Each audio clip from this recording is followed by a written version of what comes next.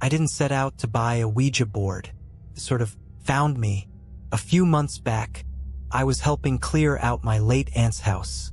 A massive, decrepit old Victorian. She'd lived alone for years, so the place was stuffed to the brim with antiques and junk. It was during my third day there, rummaging through the dust-laden attic, that I stumbled upon it. The board was in a carved wooden box, tucked away behind some moldy books. It wasn't one of those cheap, mass-produced ones. This thing looked ancient. The wood was warped, the planchette was hand-carved, and strange symbols ran along the edges. Symbols I couldn't recognize, even after a late-night dive into internet forums. A faint sense of unease curled in my gut when I touched it, but curiosity overpowered caution. I brought it home. It sat in my living room for weeks, mostly ignored. But the nights when I couldn't sleep, that's when I'd find myself staring at it. One restless Friday, after a couple of drinks, I decided to give it a shot. What's the worst that could happen? I lit a few candles, dimmed the lights, and placed my hands on the planchette. "Is anyone there?" I whispered, feeling ridiculous. Nothing happened, just silence and the flicker of the candlelight. I was ready to pack it up when the planchette shifted under my fingers. A chill raced up my spine. It moved slowly, deliberately to yes. My breath hitched as I stared at the board. I wasn't pushing it, I swear. My hands were barely touching the planchette. Who are you?" I stammered, my voice shaky. The planchette began to glide, faster this time. My fingers struggled to keep up. Elias. Elias. The name hung in the air like a weight pressing on my chest. "Okay, Elias," I muttered, trying to calm the sudden pounding in my ears. "What do you want?" The planchette didn't hesitate. Friend. My body went cold. It wasn't just the word, it was how the room felt different. The air was heavy, oppressive, like a storm building inside the house. Shadows seemed to stretch unnaturally long, flickering as the candles sputtered. Something moved in the corner of my vision. A trick of the light, I told myself, but I couldn't stop glancing at the darkened corners of the room. "Why me?" I asked, barely above a whisper. This time, the planchette moved so violently I almost lost my grip. "Yougbouchtme.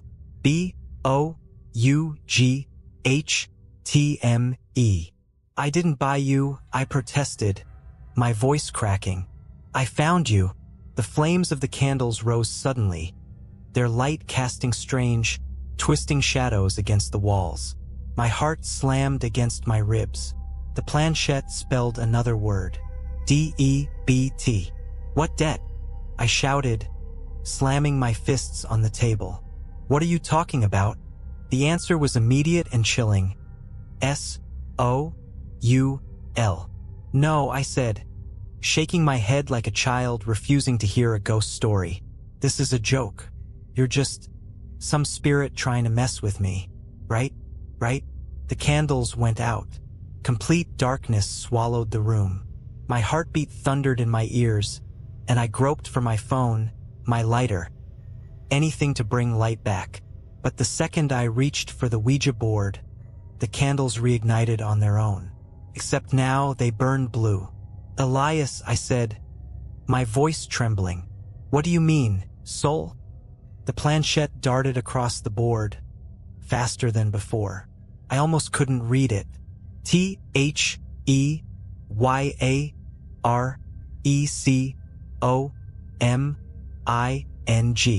"Who's coming?"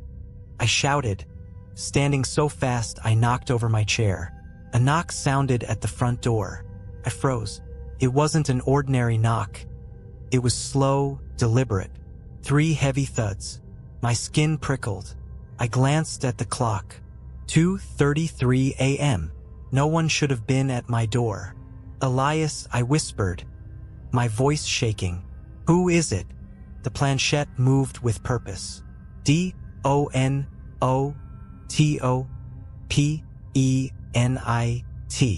I was rooted in place, my eyes darting between the board and the door. Another knock, louder this time, made me jump. Then I heard it. A voice. A woman's voice, muffled but clear. "Please, let me in. I need help." I backed away from the door. Something wasn't right. My instincts screamed at me to stay put, to listen to Elias.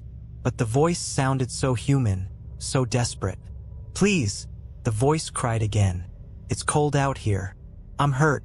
My legs shook as I approached the door. Against every instinct, I reached for the lock. My hand hovered there.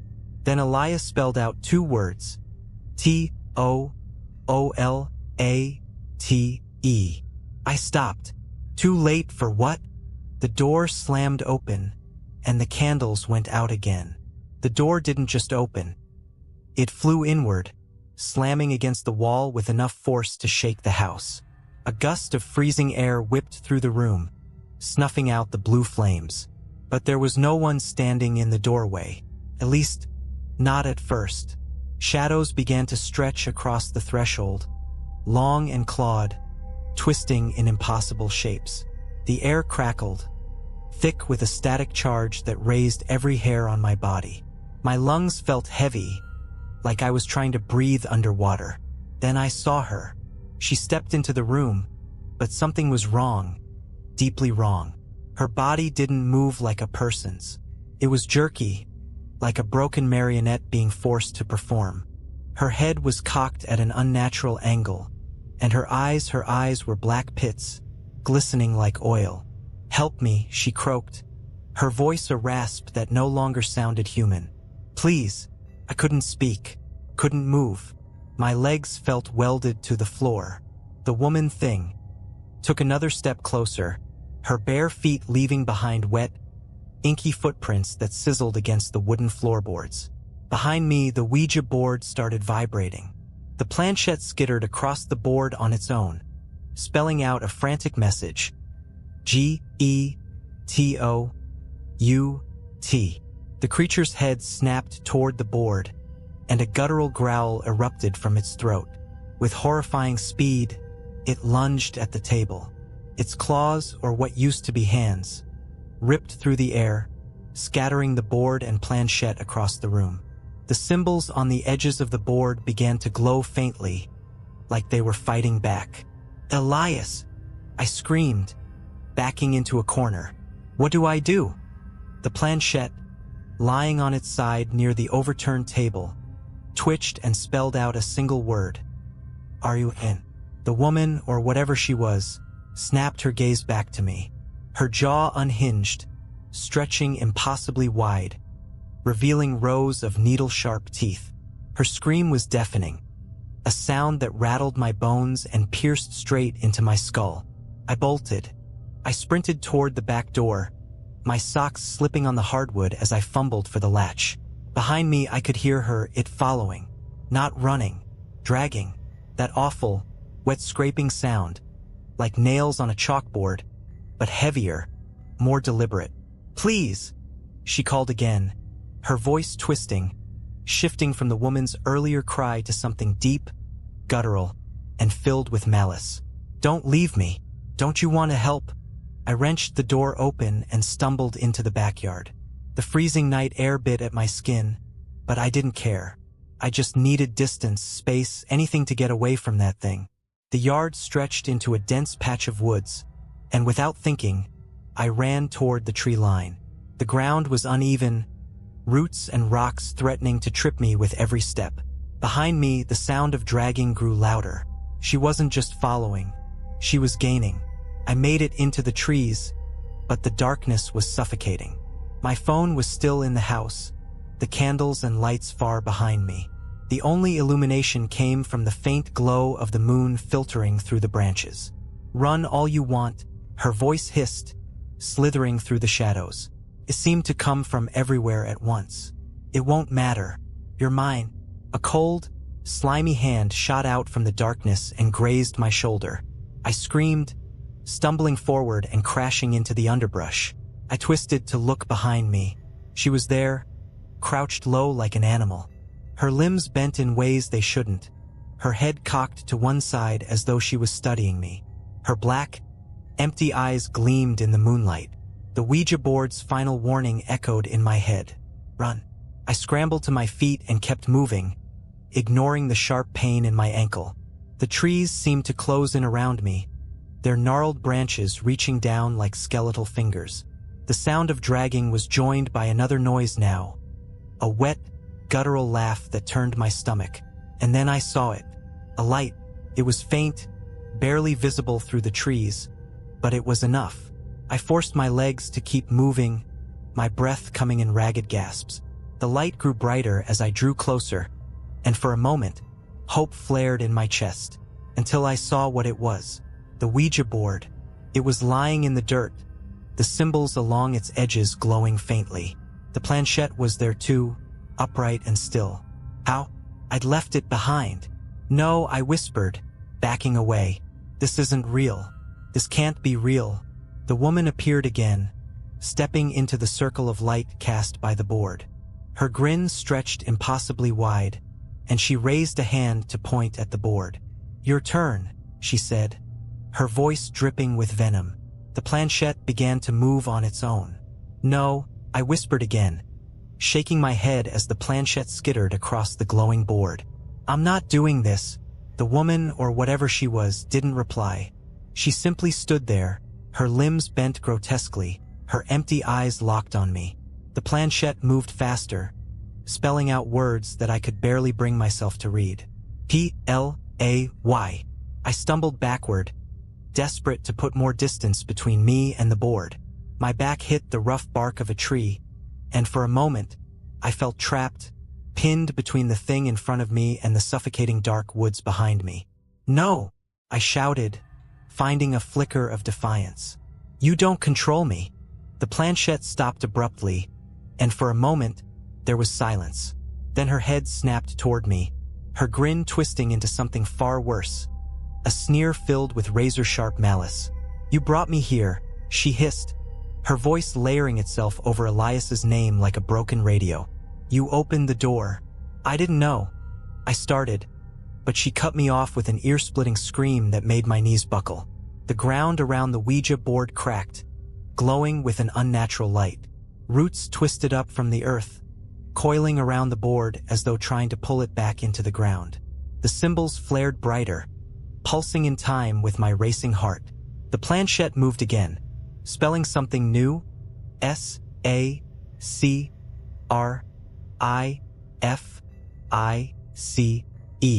My throat went dry. What do you mean? She took a step closer, her jerking movements more unnatural than ever. Her voice was cold now, devoid of the fake pleading from earlier. A debt was owed, a soul was promised. If not yours, then whose? Her clawed hand extended, pointing into the darkness behind me. My heart sank as I heard it, the faint sound of footsteps, slow, hesitant, familiar. Elias, I shouted, spinning around. Elias, help me. But it wasn't Elias. It was my neighbor, a sweet old man who lived 2 doors down. He must have seen my door left open, the candles burning, and come to check on me. He looked confused, holding a flashlight that barely cut through the thick shadows. What's going on out here? He called, his voice shaky. Are you all right? No, I screamed, waving him away. Stay back.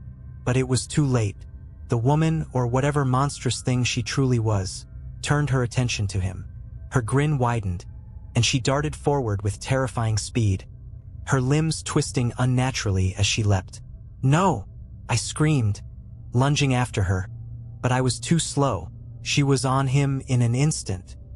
His flashlight fell to the ground, casting chaotic beams of light as he let out a strangled cry. The roots around the Ouija board surged upward, wrapping around him, pulling him toward the glowing surface. I froze, helpless, as the board's symbols flared one last time. The light intensified, blinding me for a moment. When it faded, the board was gone. The roots had vanished. So had she, and so had he. I stood there in the eerie silence, my knees buckling as the reality of what just happened hit me like a freight train. The woods were still, The air was cold. The only evidence that anything had occurred was the overturned flashlight lying in the dirt. Then, from somewhere deep in the woods, I heard a familiar voice. "Your turn." The voice froze me where I stood. It echoed through the trees, soft at first, then louder, like it was coming from every direction at once. "Your turn." "No," I croaked, backing away from the sound. My breath fogged the freezing air as I tried to steady my shaking hands. "I'm done." I didn't agree to this, but the woods weren't listening. The flashlight at my feet flickered once, twice, then went out completely, plunging me into pitch black. I spun around, desperate to orient myself, but the trees all looked the same, shadowy, menacing. And then I saw it, a faint glow in the distance. I didn't want to go toward it. Every instinct screamed at me to run the other way, but I was lost, trapped, and somehow I knew I couldn't leave until I faced it. My legs moved on their own, crunching through the underbrush, step by reluctant step. The glow grew brighter as I approached, and soon I could make out its source. It was the Ouija board. The damn thing had reappeared, lying in a clearing surrounded by a perfect circle of dead, blackened grass. The symbols on its edges pulsed like a heartbeat, and the planchette sat in the center, waiting. I didn't want to touch it, but as I stood there, staring, something shifted behind me. A sound low, guttural, and far too close. I turned slowly, every muscle in my body screaming in protest. She was back. Her twisted form emerged from the shadows, her limbs stretched impossibly long, her head tilting from side to side as she crept toward me. Her grin was wider now, impossibly wide, her jagged teeth glinting in the faint light of the board. "You can't leave," she hissed, her voice a chorus of overlapping tones. "Not until you finish the game." I shook my head violently. "I didn't start this game. I don't want to play anymore." Her laughter was a terrible, wet sound that rattled through the clearing. "It's not about what you want. The board wants what it's owed." The planchette slid across the board, spelling another word.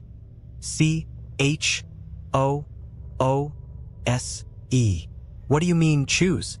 I shouted, tears streaming down my face. "Choose what?" She pointed at the board, then at me, her clawed fingers slicing through the air like a knife. Her voice dropped to a whisper, icy and venomous. "Choose whose soul pays the debt." "No," I whispered, shaking my head. "I can't." The planchette moved again, faster this time, spelling out a chilling message: PAYORTHEYALLDIE.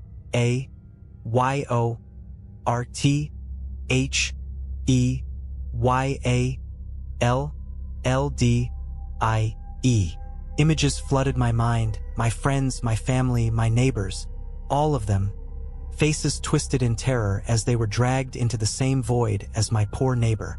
The woman stepped closer, her oily black eyes narrowing. "Decide," she growled. My hands trembled as I looked at the board, the glowing symbols mocking me. My mind raced, searching for a way out, a loophole, anything. But deep down, I knew there was no escape. Not unless someone else took my place. I can't do this," I whispered. Her grin widened, her voice dripping with sadistic glee. "Then they'll come for all of them, one by one." I stared at the planchette, my breath coming in short, shallow gasps. My vision blurred, and my heart pounded so hard I thought it might stop. Slowly, my hand moved toward the board, shaking violently. "Fine," I choked out. "I'll choose." My hand hovered over the planchette. The glow of the board seemed to pulse in time with the terror coursing through me. Every nerve screamed at me to run, but where would I go? She'd find me, they'd find me. The forest itself felt alive, watching, waiting for me to make the choice. "Choose," she whispered again, her voice curling around me like smoke. Her form seemed to waver, dark and slick, as though she were no longer tethered to the rules of this world. "I can't," I whispered, tears streaking down my face. "Please, there has to be another way." She laughed. A hollow, echoing sound that felt like knives dragging across my skin. "There is no other way. Pay the debt or they'll all suffer." My mind reeled, flipping through every face I knew. My sister, my coworkers, the barista who always smiled at me in the morning. If I didn't choose, this thing would destroy them all. But how could I decide? How could I willingly condemn someone else to this fate? Then I remembered Elias. Why? I blurted out, my voice trembling. Why does Elias care? Why did he save me? The creature froze, its grin faltering for the first time. He didn't save you, she spat, her voice dripping with venom. He tricked you. My stomach turned. What do you mean?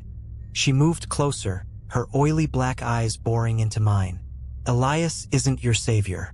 He's your predecessor. He played the board just like you. And when it came time to pay, he chose you. My blood ran cold. No, that's not possible. The board pulsed brighter, and the planchette spelled out another message. L-W-A-Y-S-A-C-I-R-C-L-E. I stumbled backward, my mind spinning. Elias wasn't helping me, he'd set me up. This was the game's cycle. Its twisted, never-ending loop. One soul damns another over and over until the board gets what it wants. Her voice broke through my panic, sharp and cruel. Choose or the circle widens. Everyone you've ever known. Everyone you've ever loved. I had to do something, anything. My gaze darted to the board, then back to her. My hands clenched into fists. If Elias had tricked me, maybe there was a way to end this cycle. What if I don't choose? I asked, forcing my voice to steady. Her grin returned, slow and cruel. Then you'll stay here, forever. The board will keep you, and it will still take them all. The forest seemed to close in tighter, the air growing heavier. My chest burned with the weight of it. My heart screamed for me to pick someone, anyone, and save myself. But deep down, I knew what I had to do. I'll choose, I said quietly, stepping closer to the board. Her grin widened, triumphant. The planchette began to move, waiting for my answer. But instead of pointing to a name or offering up a soul, I grabbed the board. With every ounce of strength I had, I hurled it into the glowing abyss beneath the blackened grass. The creature screamed, a sound so loud and unnatural it felt like it would split my skull. The glowing circle erupted in a blinding flash of light, and the forest around me shook violently. I fell to the ground, covering my ears as the sound and light consumed everything. Then silence. When I opened my eyes, the clearing was gone. The Ouija board, the glowing symbols, the woman, all of it had vanished. I was lying in my own backyard, the faint glow of the early dawn stretching across the horizon. I sat up slowly, my body aching, my mind reeling. For a moment, I thought I was safe, but then I saw it. A faint burn mark on the grass, the shape of the Ouija board etched into the earth. And in the distance, carried on the morning wind, I heard a familiar voice. Your turn. The world around me felt muted in the light of dawn. Birds chirped, the air was crisp, and yet that faint, sing-song voice echoed in the back of my mind. Your turn. I stumbled inside, my legs like jelly, and slammed the door behind me. The house felt wrong, too quiet, too still.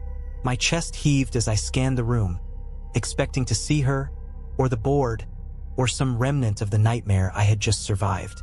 But there was nothing, just my overturned chair, the melted candle stubs, and the faint scorch mark on the floor where the board had been. For hours, I sat in silence, unable to shake the feeling that I was being watched. Every creak of the house, every flicker of shadow sent my heart racing. I wanted to believe it was over, that destroying the board had broken the cycle. But I couldn't ignore the mark in my backyard, or the voice. That night, I barely slept. I kept every light in the house on, clutching a kitchen knife under the covers like it could somehow protect me. When I did drift off, I dreamed of her. Those black, pitiless eyes, that smile, and the board, glowing in the darkness, waiting for me to play. The next few days were a blur. I called out of work, avoided friends and family, and tried to convince myself that I wasn't losing my mind. But the signs kept piling up. Lights flickering, doors creaking open on their own. My reflection in the mirror lingering just a fraction too long after I'd moved. And then came the package. It arrived one evening, left on my doorstep with no return address. My heart sank as I picked it up. It was heavy, wrapped in brown paper, and smelled faintly of smoke. I didn't want to open it. I knew what was inside, but I had to. My hands shook as I tore away the paper. And there it was, the Ouija board, perfectly intact, its symbols glowing faintly in the dim light of my kitchen. The planchette sat neatly on top, as though waiting for me to make my move. A note was tucked inside the box, written in jagged, frantic handwriting. "It doesn't end. Pass it on, or it will come for you." Panic gripped me as I shoved the box away, knocking it to the floor. The board slid out, landing face up, and the planchette moved on its own. Slowly, deliberately, H-E-L-P. I screamed, kicking the box away and running to the far corner of the room. But the board stayed there, glowing, taunting me with its silent demand. I didn't know what to do. If I destroyed it, would it truly be gone? Or would I end up like the last person, doomed to suffer, to drag someone else into this nightmare just to save myself? The voice returned, soft and teasing. "Your turn." I stared at the board, tears streaming down my face, and made my decision. I stared at the Ouija board lying on the floor, its glowing symbols casting faint, eerie shadows on the walls. The planchette twitched, waiting for me to act. The note's warning echoed in my mind. "Pass it on, or it will come for you." How could I doom someone else to this torment? But the alternative, keeping the board, living with its curse, I couldn't survive that. I already felt it creeping into my mind, into my very soul. The shadows were darker, the silence heavier. I could feel her waiting, watching. "Your turn," the voice whispered again, closer this time, almost playful. I knew what I had to do. The decision made me feel sick, hollow, but there was no other way. Hands trembling, I packed the board back into its box and wrapped it in the brown paper. My head swam with guilt as I wrote an address. An old coworker I hadn't spoken to in years. Someone who wouldn't immediately connect the package to me. I convinced myself it wasn't personal. I wasn't picking them because of who they were, just because they were distant, disconnected from my life. The next morning, I dropped the package off at a shipping center. I avoided the clerk's eyes as I handed it over, my throat tightening with every step I took away from the counter. I couldn't shake the feeling that I'd hear the voice again, that I'd see her one last time. But the further I got from the shipping center, the lighter I felt. Maybe I was free. For a week, nothing happened. The house felt normal again. No flickering lights, no voices, no shadows that seemed to stretch and linger. I started to believe I'd done the right thing. The only thing. The nightmares began to fade. My appetite came back. Life resumed its fragile balance. Then, one evening, I got a text. It was from the coworker I'd sent the board to. A photo of the Ouija board, unwrapped, sitting on their kitchen table. The message underneath was short, simple. "What the hell is this? Why did you send it to me?" I stared at the screen, my stomach twisting into knots. My fingers hovered over the keyboard, unsure of how to respond. I wanted to tell them not to touch it, to get rid of it. But what would that do? They'd just send it to someone else, wouldn't they? The cycle would continue. Before I could reply, a second text came through. "Something just moved. Is this a joke?" My blood ran cold. I dropped my phone, staring at it like it might come to life. I didn't want to pick it up again. Didn't want to see what they'd say next. But it didn't matter. The lights flickered. The air grew heavy. And then, from somewhere in the house, I heard it. Soft, familiar, terrifying. "Your turn." I froze. The voice wasn't in my head this time. It echoed through the house, bouncing off the walls like it belonged here, as if the very foundation of the house was whispering those two words. "Your turn." I forced myself to move, grabbing the nearest object, a knife from the kitchen counter, and clutching it like it would somehow help. My phone buzzed again, lighting up the darkness around me. I didn't want to look, but my body betrayed me. The screen showed another text from the coworker. "It won't stop. It's moving on its own. Did you curse me or something?" Before I could respond, Another text came through, this one accompanied by a video. Shaking hands, I hit play. The video showed the Ouija board. Its symbols glowed faintly, just like they had in my house. The planchette moved on its own, jerking across the surface. My coworker's voice trembled in the background. Is this a prank? This isn't funny. The screen shook violently as the phone fell, clattering onto what I assumed was their floor. The view now showed only the ceiling. There was a distant scraping sound, followed by a guttural laugh that made my stomach churn. Then silence. The video ended. I dropped my phone, bile rising in my throat. I didn't want to know what happened next. I didn't want to think about what I had done. But I couldn't shake the feeling that I wasn't alone. The air shifted, growing colder. The lights flickered again, longer this time. My own shadow stretched across the room, twisting unnaturally until it didn't look like me at all. Your turn, the voice whispered again, louder now. I spun around, searching the room, but nothing was there. Just the faint hum of electricity and my own ragged breathing. And then, out of the corner of my eye, I saw it. The box. It sat on the kitchen table, the brown paper torn, the Ouija board peeking out from inside. The planchette was already on the board, quivering like it was waiting for me to sit down. No, I whispered, backing away.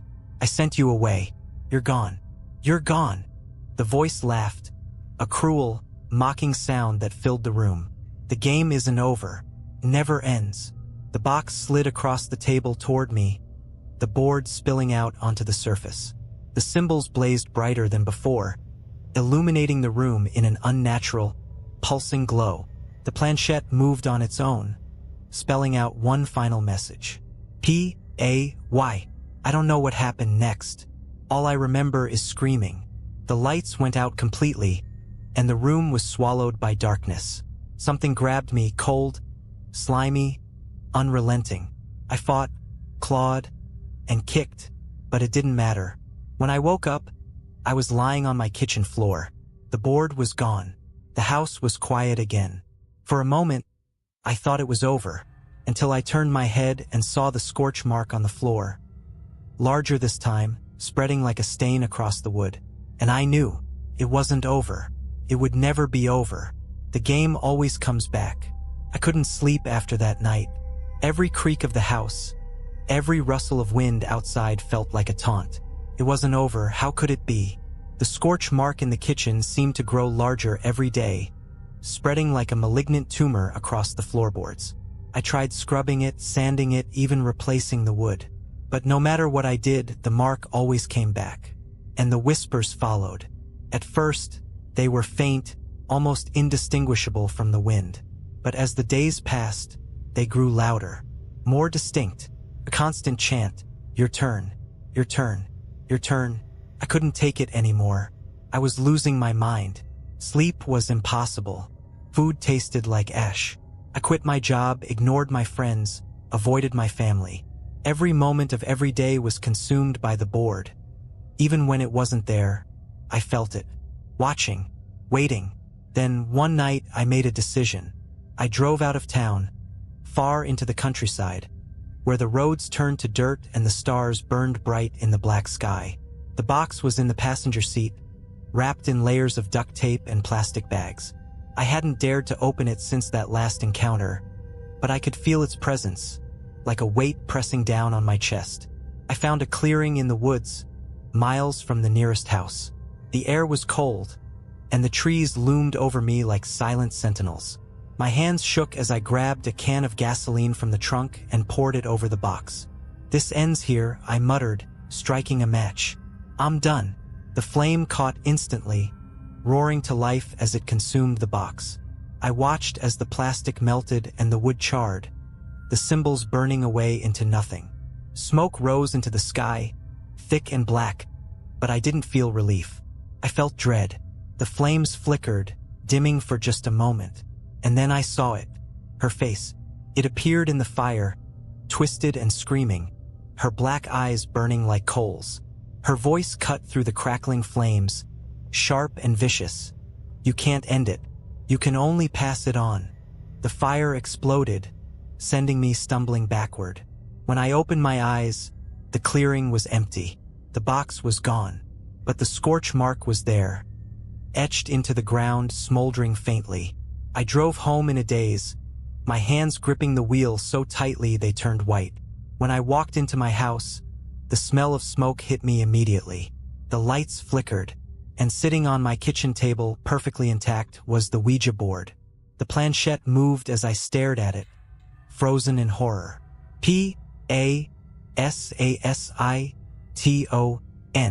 I knew then what it wanted, what it had always wanted. The curse couldn't be destroyed, could only be transferred. I had to choose someone just like Elias had chosen me. If I didn't, it would destroy me, consume me completely, and it wouldn't stop there. I sat down at the table, my hands trembling as I picked up my phone. I sent a text to an old high school friend, someone I hadn't spoken to in years, someone far removed from my life. "Hey," I typed, forcing my fingers to move. "I found something weird I think you'd like. Can I send it to you?" The response came almost immediately. "Sure, sounds cool." I stared at the screen for a long time before typing my reply. A week later, the board was gone. The scorch mark in my kitchen had faded. The whispers had stopped. But every now and then, when I close my eyes, I hear her voice. Faint, distant, but always there. "Your turn." Weeks passed. Life began to regain a fragile sense of normalcy. The board was gone, the shadows receded, and the air in the house felt lighter. I told myself it was over, that I had passed the curse along, just as Elias had done before me. But deep down, I knew better. Started small. The faintest flicker of the lights late at night. A soft tapping on the windows, though the trees outside were still. At first, I convinced myself it was paranoia, just the remnants of a trauma I couldn't shake, until I saw the scorch mark again. It appeared one morning, faint at first, barely visible against the kitchen floor. I scrubbed it until my hands were raw, but it wouldn't budge. By nightfall, it was darker, deeper, spreading outward like a stain that wouldn't be contained. And then the whispers returned. "Your turn." I tried ignoring them, but they grew louder, clearer. Sometimes they didn't even wait for the night. I'd hear them in the middle of the day, soft voices threading through the noise of the world, carrying that same taunting phrase. I wasn't safe. The curse hadn't left me. It was still here, still watching, still waiting. One night, I decided to confront it. "Why?" I screamed into the empty house, my voice breaking. "I did what you wanted. I passed it on. Why are you still here?" The answer came in a voice that wasn't hers. It was familiar, low, broken, and trembling. "Elias." I froze. The name echoed through the house, bouncing off the walls like a cruel joke. And then, slowly, I heard footsteps. They were heavy, deliberate, coming from the hallway. I turned, and there he was, Elias, or what was left of him. His body was twisted and gaunt, his face sunken and pale. His eyes were the same black pits I'd seen in her, glistening with a malevolent light. He grinned, his teeth sharp and jagged, his voice a hollow rasp. "You think you're free?" he said, stepping closer. "You think you can just pass it on and walk away?"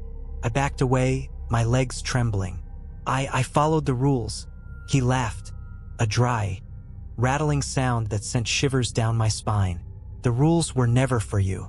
The game doesn't end just because you try to escape. What do you want?" I shouted, tears streaming down my face. "What do you want from me?" His grin widened, his voice dripping with malice. "It's simple. Play again. Or join us." The lights flickered, and for a brief moment, I saw them, shapes in the shadows, twisted and wrong.